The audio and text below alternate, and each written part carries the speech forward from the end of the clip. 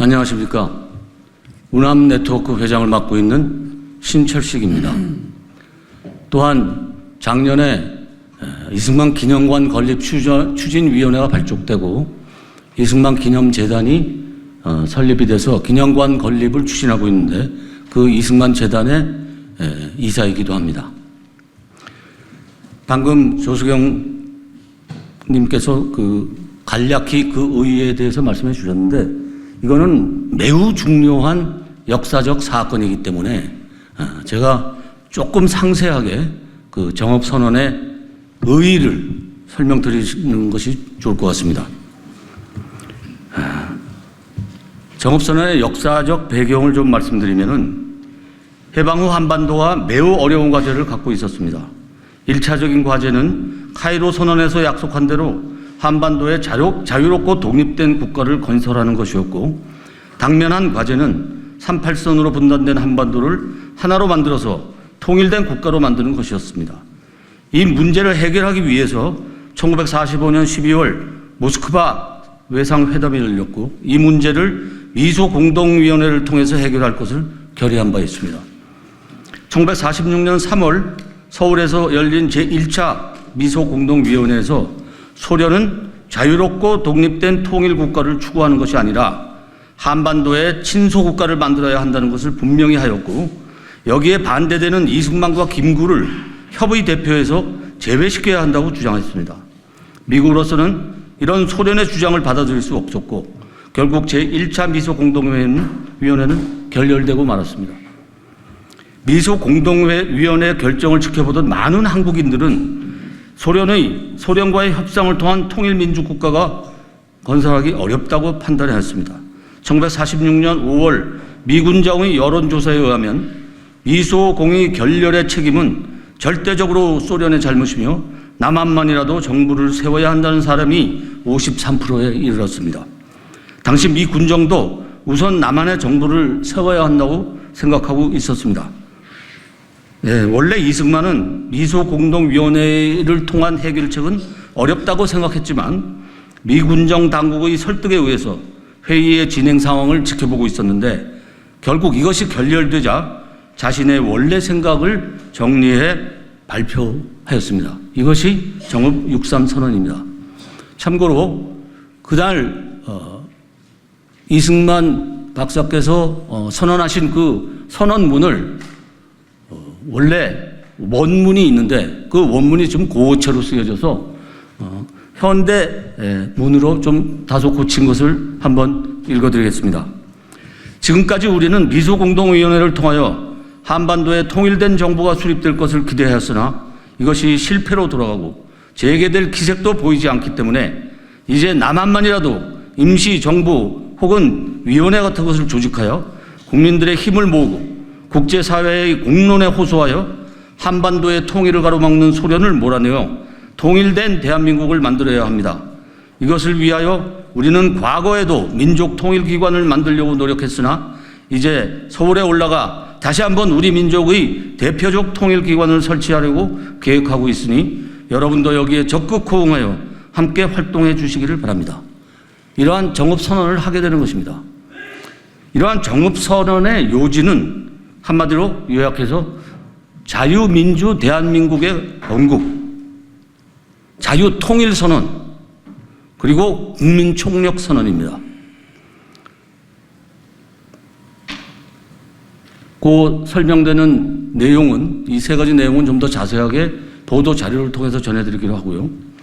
이러한 정읍 63선언의 역사적인 의미를 살펴보면 1946년 이승만 박사가 정읍선언을 했을 때 미 국무부는 여전히 미소공동위원회에 미련을 두고 다시 협상을 진행했습니다. 그러나 결국에는 소련과의 타협을 통하여 한반도에 민주정부를 세우기는 어렵다고 생각하고 이승만 박사의 주장대로 남한만이라도 먼저 정부를 수립해야 한다고 생각하고 이 문제를 유엔으로 이관하여 50총선을 통한 대한민국을 만들게 되었던 것입니다. 따라서 이승만 박사의 정읍선언은 이런 미국의 결정을 이끌어내는 귀한 기초가 되었고, 따라서 정읍선언은 오늘의 대한민국을 만드는 귀한 초석이 된 것입니다. 좌익들은 이승만의 정업선언에 대해서 가장 민감하게 반응한 것이 바로 남한의 좌익 세력입니다. 이들은 이미 1945년 9월에 조선인민공화국을 만들어 남한의 분단 정부를 만들었고 이것은 1946년 2월부터는 민주주의 민족전선이라는 이름으로 남한의 인민공화국을 만들려고 노력했습니다. 이런 상황에서 이승만의 민주정부 수립선언은 이들에게 결정적인 치명타가 되는 것이었습니다. 이들은 자신들의 언론 매체를 통하여 이승만의 정업선언을 한반도 분단을 가져오는 행동이라고 주장하며 맹렬하게 비난했습니다. 오늘날 정업선언에 대한 비판은 당시 좌익들의 주장을 그대로 반복하고 있는 것입니다. 하지만 이들은 해방 직후부터 남한과 북한에 자신들의 분단 정부를 세우고 이승만과 민족주의자들의 민주정부 수립을 방해했던 것입니다.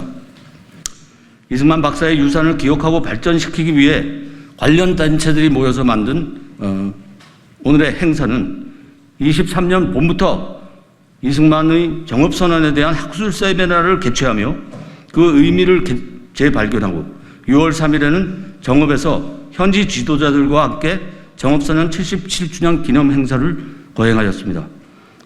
그리고 정읍에 기념사업회를 조직하여 이 사업을 지속하도록 했습니다. 조선일보를 비롯한 주요 언론들이 이것을 중요하게 보도하여 정업선언에 대한 바른 이해에 기여하였습니다.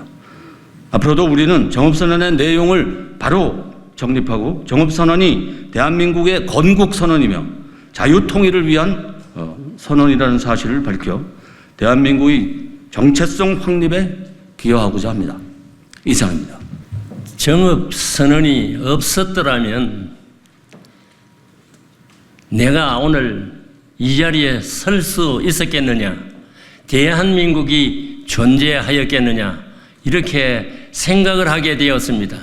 저도 부족한 사람이 되었어요. 여기에 대해서 상세한 사정을 잘 몰랐지만 저는 88세의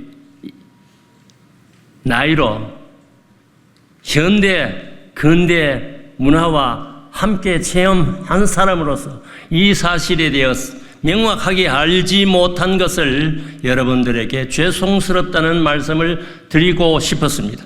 사실은 1945년 8월 15일 히로시마에 원자탄을 던지고 그 이후에 해방이 되었습니다. 해방이 되었지만 독립이 된 것이 아니에요. 독립되지 않는 이러한 상태에서 북쪽에는 벌써 공산군의 조직이 다 형성되었고 남쪽에는 우유부단하게 이렇게 있는 이런 차제에 이와 같이 이 선언을 했다는 이 자체는 보통 일이 아닙니다. 아무나 할 수 있는 일이 아닙니다. 이 일이 없었다면 결코 오늘의 대한민국이 있을 수가 없다고 생각합니다. 그래서 저는 오늘 갑자기 오면서 말씀을 드리는 이런 입장에서 생각해 보니까 이스라엘 나라를 잘 아십니까? 이스라엘 나라의 영웅이 모세입니다. 이 모세가 430년 동안 노예하던 애굽에서 끌어낼 때 그 단호한 결단, 이것이 이스라엘 나라를 오늘날 있게 만든 것입니다. 그런 의미에서 큰애들은 광야를 거쳐서 이 새 나라를 세우게 된 것인데 저는 마지막으로 이승만 대통령의 역사는 이 혼란한 역사 속에서 어려운 일이 있을 때마다 결단을 내리는데 위대한 결단을 내렸습니다. 그런 결단 중에 가장 큰 결단이 정업, 이 선포식, 이것이 기초를 놓는 가장 중요한 선포식이라고 그렇게 생각되어서 저는 이 자리에서 근본 이 기념식을 통해서 대한민국에 있는 모든 사람들이 이 사실을 확실히 알 수 있도록 이렇게 해주시면 너무너무 감사하겠다고 생각을 합니다. 감사합니다. 지금 마지막으로 그러면은 이승만 대통령의 마지막 기도문을 좀 읽으려고 합니다. 이제 저의 1000명이 다하여 가매 하나님께서 저에게 주셨던 사명을 감당치 못하겠나이다. 몸과 마음이 너무 늙어버렸습니다. 바랍건대 우리 민족의 앞날에 주님의 은총과 축복이 함께 하시옵소서. 우리 민족을 오직 주님께 맡기고 가겠습니다. 우리 민족이 굳게 서서 다시는 종의 멍에를 매지 않게 하여 주시옵소서. 이게 이승만 대통령의 정말 마지막 기도였습니다. 지금 우리나라 안팎으로 여러 가지 어려움들이 많은 상황에서 정말 대한민국 국민들을 다시 일으킬 수 있는 것은 이승만 대통령의 건국정신, 이 6.3 정읍선을 통한 그러한 건국정신이라고 생각합니다. 그래서 우리 국민들이 다시는 종의 멍에를 매지 않도록 우리가 국민들이 다 같이 대한민국 자유대연합으로서 나아갔으면 좋겠고, 우리가 같이 뭉쳐서 나간다면 우리나라의 이런 어려움들을 잘 극복할 수 있을 거라고 생각합니다. 감사합니다.